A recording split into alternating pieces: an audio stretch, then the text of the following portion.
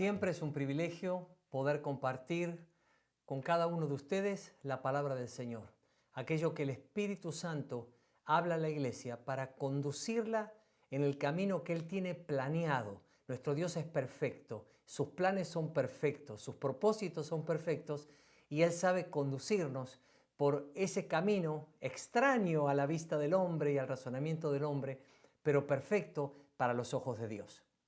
El día de hoy vamos a hablar un poco de la autoridad de Dios.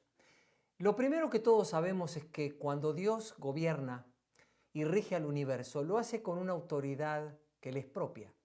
Una autoridad que no la recibió absolutamente de nadie. Es una autoridad que es propia a su naturaleza.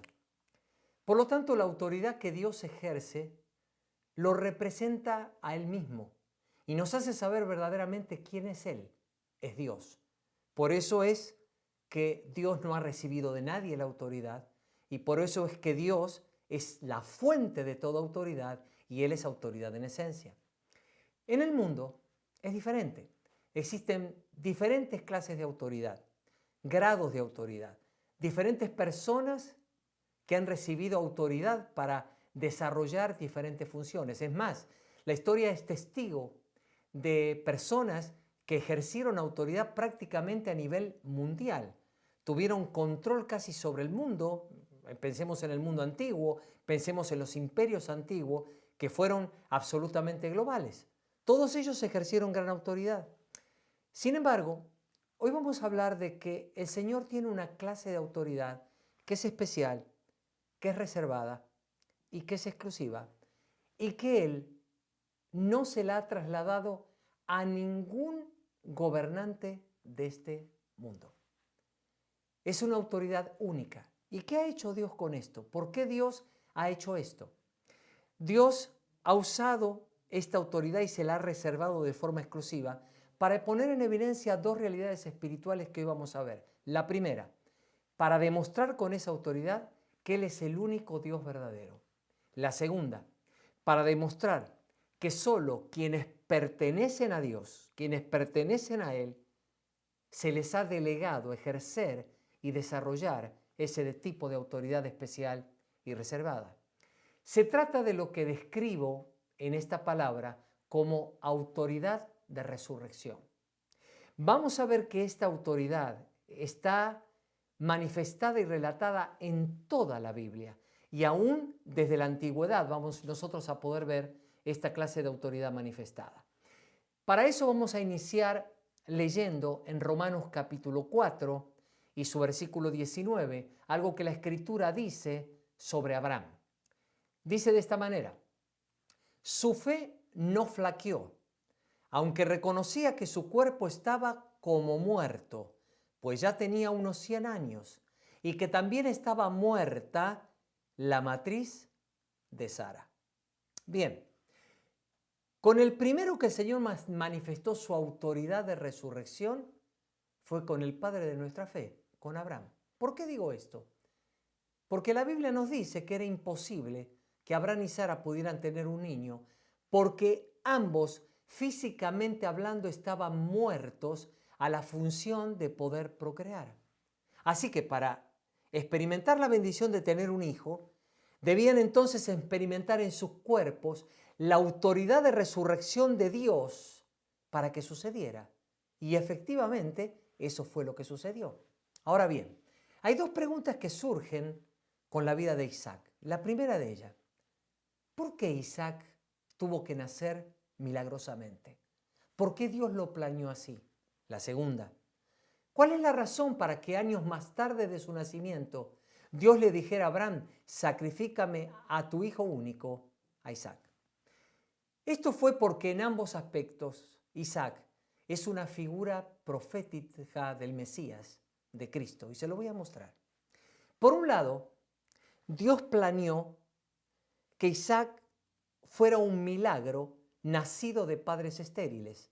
De la misma manera, Jesucristo es el milagro nacido de una mujer virgen. Observen el paralelismo. Por el otro, Abraham como padre, Dios le ordenó sacrificar a Isaac, pero al momento en que Abraham levantó el cuchillo para matarlo, Dios lo detuvo. De igual manera, Dios como Padre envió a su Hijo Jesucristo al mundo para ser sacrificado a favor de la humanidad, solamente que en este caso Él no detuvo ese sacrificio. Cristo, cuando resucitó, lo hizo por el poder de la autoridad de Dios.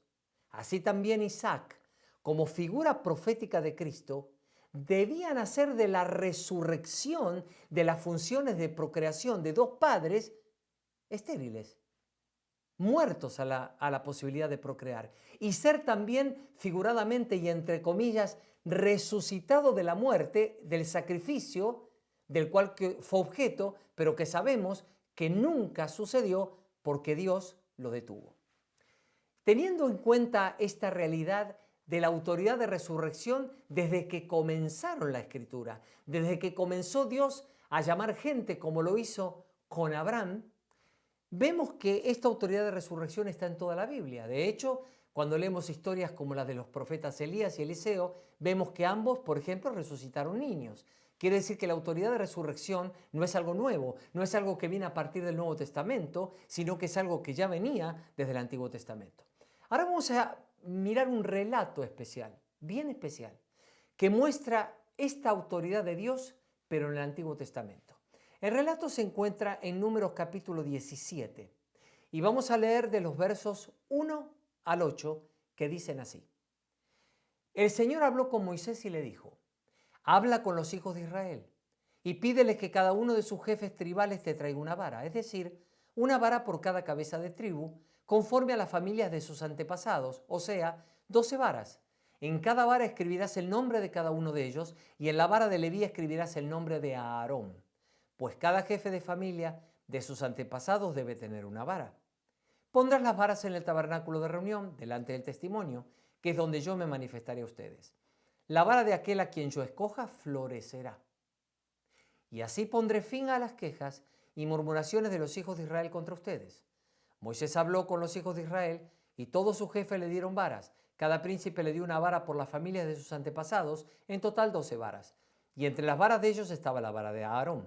Moisés puso las varas en el tabernáculo del testimonio delante del Señor, y sucedió que al día siguiente, cuando Moisés volvió al tabernáculo del testimonio, la vara de Aarón, de la familia de Leví, había retoñado y florecido, y tenía renuevos, y había producido almendras. El pasaje es impresionante por sí mismo, pero vamos a mirar un poco el contexto para ver por qué de parte del Señor estamos trayendo el análisis espiritual de este pasaje. Lo primero que tenemos que entender que esto que Dios le ordena a Moisés surge de una rebelión. Si ustedes leen Números 16, y les aconsejo que lo hagan, van a entender que hubo un hombre llamado Coré con un séquito, una gran cantidad de personas que lo siguieron, y ellos se levantaron y arrastraron a todo el pueblo a ponerse contra la autoridad de Dios, o sea, contra Moisés y contra Aarón. Debido a este grave pecado, ustedes van a leer que muchos miles de personas del pueblo de Israel murieron por acción directa del Señor. Luego, para poner fin a las quejas de los israelitas contra la autoridad escogida, fue que el Señor le ordenó a Moisés que cada jefe de tribu traiga una vara y que cada una de esas varas iba a ser puesta delante de la presencia del Señor en el tabernáculo. Y entonces Dios dijo, la vara que va a florecer, la que va a retoñar, y estamos hablando de varas secas obviamente, la que va a retoñar, esa es la del elegido mío como autoridad sacerdotal. Muy bien. Hicieron esto y al día siguiente cuando Moisés entró al tabernáculo, lo que vio es que la vara de Aarón retoñó o reverdeció, podemos decir, pero también había pasado algo más. Había florecido, había echado renuevos y escuchen, había producido almendras. Todo eso sucedió en 24 horas proveniente de una vara seca. Es imposible que nuestra mente siquiera pueda imaginar que puede suceder algo tan impresionante como esto, que una vara que está seca en menos de 24 horas tenga una vida de tal naturaleza que hasta fruto y hasta almendras pueda dar cuando esa vara está desconectada del árbol. Es un doble milagro bajo todo punto de vista. Ahora bien, preguntas. ¿Por qué razón la señal elegida de Dios fue que la vara de quien él había elegido debía retoñar. ¿Por qué esto? La respuesta simple, sencilla, sería porque Dios así demostraba quién era aquel que él había elegido para ser su autoridad sacerdotal. Y esta respuesta es cierta, pero está incompleta. ¿Por qué? Porque con este extraño método, lo que el Señor demostró, en primer lugar, es que su autoridad es inigualable, pero también demostró que es única. ¿Por qué? Porque solo Él y únicamente Él tiene el poder de resucitar lo que está muerto. Y aquí está el secreto por el cual el Señor, ¿qué demostró? Le demostró al pueblo y nos demuestra a nosotros hoy que Él es el único Dios verdadero. Así que al hacer revivir esa vara seca que hasta almendra produjo, demostró que Él es la suprema autoridad. Es el único capaz de dar vida. Vimos ya que ningún mandatario de este mundo tuvo ni tendrá la autoridad de resucitar lo que está muerto, sin importar a cuánto llegue la influencia de su autoridad en el mundo. ¿Por qué? Porque esta autoridad es algo exclusivo que le pertenece al Señor. Ahora, si pasamos al Nuevo Testamento, vamos a ver que el prodigio más relevante que las Escrituras muestran, realizado por Jesús como Mesías, fue la resurrección de muertos. De hecho, la resurrección de muertos es tan importante que el evangelista Juan ocupa prácticamente un capítulo, que es el capítulo 11, para hablar de la resurrección que Jesús hizo de la vida de Lázaro después de que hacía 4 días que Lázaro ya había muerto. Así que las resurrecciones que Jesús hizo certificaron que Él es Dios y que Él entonces ejerce la autoridad de resurrección. Veremos ahora qué. Veremos ahora una declaración que nos une a Jesucristo en esa autoridad de resurrección, para mostrar que no solo Dios es quien usa exclusivamente esta autoridad de resurrección, sino que Él nos dio el privilegio impresionante de unirnos a esa autoridad de resurrección que Él tiene. Vamos a ver esto en Lucas capítulo 20 y los versículos 35 y 36 que dicen así. Mas los que fueren tenidos por dignos de alcanzar aquel siglo y la resurrección de entre los muertos, ni se casan ni se dan en casamiento, porque no pueden ya más morir, pues son iguales a los ángeles y son hijos de Dios al ser hijos de la resurrección. Fíjese esto. En el contexto de este pasaje fueron unos saduceos los que vinieron con una historia extraña, solamente porque ellos querían demostrar que ellos tenían la razón cuando pensaba que la gente no resucitaba. Jesús los corrigió y les hizo ver que sí la gente resucitaba.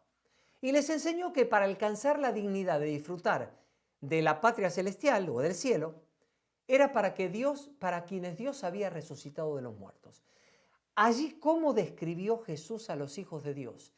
Es una frase extraordinaria, es una frase extraña. Él los describió como hijos de la resurrección. Dijo claro, son hijos de Dios, ¿por qué? Porque son hijos de la resurrección. Y esos van a disfrutar de la eternidad venidera. Ahora bien, la palabra enseña, obviamente, en lo que estamos leyendo sobre los hijos de resurrección, pero lo hace en 2 dimensiones, no solamente en la celestial, sino también en la terrenal. En cuanto a la celestial es fácil verla. ¿Por qué? Porque este relato ya habla de la dimensión celestial y ya habla que somos hijos de la resurrección en esa dimensión. Otros pasajes que pueden ustedes leer luego, como Apocalipsis 2.11 o Apocalipsis 26, también confirman esta realidad de la autoridad y ser hijos de la resurrección a nivel celestial. ¿De qué necesitamos hoy revelación? ¿Qué es lo que el Espíritu Santo nos quiere mostrar hoy? Hoy nos quiere mostrar y darnos revelación de lo que significa para nosotros la autoridad de resurrección en el plano terrenal, en el aquí y en el ahora. Y vamos a empezar a ver esto a través de las Escrituras con toda claridad. Vamos a ir primero a Colosenses, capítulo 2, versículos 11 y 12 que dice: Además, en Él, en Cristo, fueron circuncidados, no por mano humana, sino con la circuncisión que consiste en despojarse del cuerpo pecaminoso. Esta circuncisión la efectuó Cristo. Ustedes la recibieron al ser sepultados con Él en el bautismo. En Él también fueron resucitados mediante la fe en el poder de Dios, quien lo resucitó de entre los muertos. ¿Qué está diciendo el apóstol Pablo por el Espíritu? Algo simple. Cuando fuimos bautizados, porque creemos en el Señor, a través de Cristo, fuimos circuncidados de ese cuerpo pecaminoso que nos llevaba a hacer el mal. Pero ocurrió algo más y poderoso. Fuimos resucitados, dice, por la fe en el poder, en el mismo poder que resucitó a Jesús de los muertos. Una vez más, ¿qué vemos involucrado aquí? Vemos involucrada la autoridad divina de resurrección. Vemos que se vuelve central. Es por eso que el sello de toda la obra de Cristo Jesús, ¿qué es? La resurrección. Pablo lo expresó con claridad y lo expresó y lo enfatizó muchas veces en sus escritos y en sus cartas. Por eso Pablo dijo, hermanos, si Cristo no ha resucitado, es vana nuestra predicación y es vana mi fe y la fe de ustedes. Esto está claramente dicho en 1 Corintios 15, 14. Sin la resurrección de Cristo, amados, no tendría sentido que yo estuviera aquí y ustedes estuvieran del otro lado escuchando y viendo este video. Nada tendría sentido. Ni siquiera la obra que Cristo realizó en la cruz si no hubiera estado el poder de la autoridad de Dios para resucitar a Cristo de los muertos. Es por esa resurrección que ha pasado con nosotros. Hemos sido resucitados ¿a qué cosa? A una vida nueva para que nosotros podamos vivir por el poder sobrenatural de Dios, pero en este mundo, no en el cielo. Esto se confirma con una declaración que hace el apóstol Pablo que quiero que leamos. Esta declaración está en Efesios capítulo 2 y versículo 6 que dice así. Y en unión con Cristo, escuchen bien, en unión con Cristo Jesús, Dios nos resucitó y nos hizo sentar con Él en las regiones celestiales. Escuche, Cristo nos resucitó ¿para qué? Para sentarnos con Él en regiones celestiales. ¿Para qué nos dio esa posición espiritual? ¿Por qué simplemente no dice nos resucitó para darnos vida nueva? No, dice que nos resucitó para darnos vida nueva, pero para ponernos en una posición. Si nos puso en una exposición, esa posición es para ejercer ¿qué cosa? Autoridad. ¿Qué clase de autoridad? La autoridad de resurrección en este mundo. Esto significa que cuando somos hijos de la resurrección, somos hijos de la resurrección y aquí ahora. No solo somos hijos de la resurrección el día que pasemos hacia la muerte y entonces lleguemos a la patria celestial y ahí seremos considerados hijos de la resurrección. No, ya hemos sido resucitados con Cristo Jesús. De tal manera hemos sido resucitados que nos subió a una posición celestial de gobierno y autoridad juntamente con Él. Por eso es que somos hijos de la resurrección aquí ahora. ¿Y para qué estamos aquí ahora con esa autoridad? Para manifestarla al mundo. Por eso la recibimos. Es por eso, con base en esa resurrección que Jesús tendría a nivel histórico, es que Jesús usó estas palabras que nosotros podemos entender bien cuando entendemos la obra de Cristo. Cuando Jesús mandó a sus apóstoles y discípulos a predicar el Evangelio, en lo cual estamos incluidos nosotros, le dijo algo sencillo, le dijo, sanen a los enfermos, resuciten a los muertos. ¿Escuchó? Sanen a los enfermos, resuciten a los muertos, limpien de su enfermedad a los que tienen lepra, expulsen a los demonios. Lo que ustedes recibieron gratis, denlo gratuitamente. Le hago una pregunta. ¿No es evidente que lo que hemos recibido gratis es la autoridad de resurrección? Por supuesto. Si no hubiésemos recibido la autoridad de resurrección, ¿podría el Señor ordenarnos resuciten a los muertos? Podría decirnos sanen a algún enfermo. Todavía hasta ahí podríamos llegar, ¿no? Pero llegar a decir resuciten a los muertos. Si el único que tiene poder para dar vida es Dios. Sí, el único es Él. Y justamente nos dijo, ahora les doy a ustedes esa autoridad de resurrección para que ustedes hagan lo mismo y también resuciten los muertos. Esto que estamos expresando aquí, las palabras de Jesús en cuanto al mandato para enviarnos a predicar el Evangelio, se certifica con las palabras de Pablo. Porque Pablo, para hacernos entender lo que habíamos recibido de parte de Dios, usó unas palabras para despertar nuestra conciencia espiritual y establecernos en lo que somos. Como si nos despertara y nos dijera, por favor despierten, dense cuenta que ustedes aquí ahora son hijos de la resurrección. Estas palabras de Pablo están en Efesios 1, que vamos a leer juntos. Efesios capítulo 1, versículos 18 y 20, que dice de la siguiente manera. Pido que Dios les ilumine la mente para que sepan cuál es la esperanza a la que han sido llamados, cuán gloriosa y rica es la herencia que Dios da al pueblo santo y cuán grande y sin límites es su poder, el cual actúa en nosotros los creyentes. Este poder es el mismo que Dios mostró con tanta fuerza y potencia cuando resucitó a Cristo y lo hizo sentar a su derecha en el cielo. No creo que queden dudas, ¿no? Creo que Pablo fue absolutamente claro. Dice, quiero que vean, hijos, cuán grande y sin límites. Es decir, este poder es sin límites. ¿Por qué es sin límites? Porque es el mismo poder que levantó a Cristo de los muertos. Pero agrega, este poder actúa en nosotros. Actúa en los que creemos.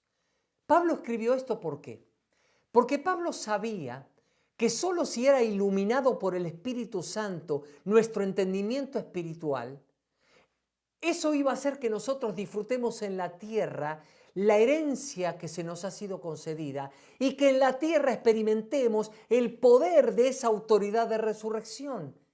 Con esa iluminación de nuestro entendimiento espiritual, se hace carne un hecho clave y es el hecho de que la autoridad de resurrección con la cual Cristo fue resucitado, con la cual fue sentado a la derecha del trono de Dios, es la misma clase de autoridad que nos habita para que nosotros lo manifestemos. Esto que estoy diciendo aquí no es algo que traigo de mi cosecha personal, es algo que la palabra de Dios lo establece con toda claridad. Y al introducirme el Espíritu Santo en el tema, me di cuenta de la importancia y la preponderancia que todos los apóstoles le dieron a la resurrección de Cristo y a la manifestación de la resurrección de Cristo a través de su iglesia. Quiero ir a un pasaje más de la Escritura que está en Romanos 6, verso 4, la parte B del versículo que dice así. ¿A fin de qué? Así como Cristo resucitó por el poder del Padre, también nosotros llevemos una vida nueva.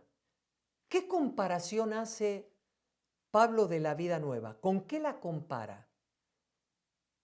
Dice, llevemos una vida nueva así como. ¿Así como qué? Así como Cristo resucitó por el poder del Padre. Con esto Pablo nos está diciendo que en la vida nueva hay un poder. Por supuesto que hay un poder sin límites, un poder incalculable, un poder inimaginable, que es el poder de la autoridad de la resurrección del Señor. Ahora, la vida nueva, todos tenemos claros que la vida nueva que recibimos de Cristo nos da poder para vivir en santidad, para vivir en integridad. Claro que sí. Pero de igual manera, también nos da poder ¿para qué? Para manifestar la autoridad de resurrección en este mundo. Ahora, te hago una pregunta. ¿Cuándo fue la última vez que te preguntaste cuánto de la autoridad de resurrección se manifiesta a través de mí? Repito, ¿cuándo fue la última vez que te preguntaste cuánto de la autoridad de resurrección se manifiesta a través de mí? Probablemente tus respuestas sean pocas veces o ninguna. ¿Qué muestra esto? Muestra que nosotros enfatizamos vivir en santidad por sobre lo que significa el poder de la resurrección. Pero le quiero decir algo sencillo y claro. Este no es el plan de Dios. Esta es una idea religiosa, pero no es el plan de Dios. Para Dios, ambas cosas, la santidad con la integridad de la vida en Cristo y la manifestación de la autoridad de la resurrección de Cristo, están en el mismo nivel. Por eso, ¿qué nos ordena Dios? Nos ordena ser santos, es decir, nos ordena que manifestemos por igual su santidad, al igual que tenemos que manifestar su poder de resurrección.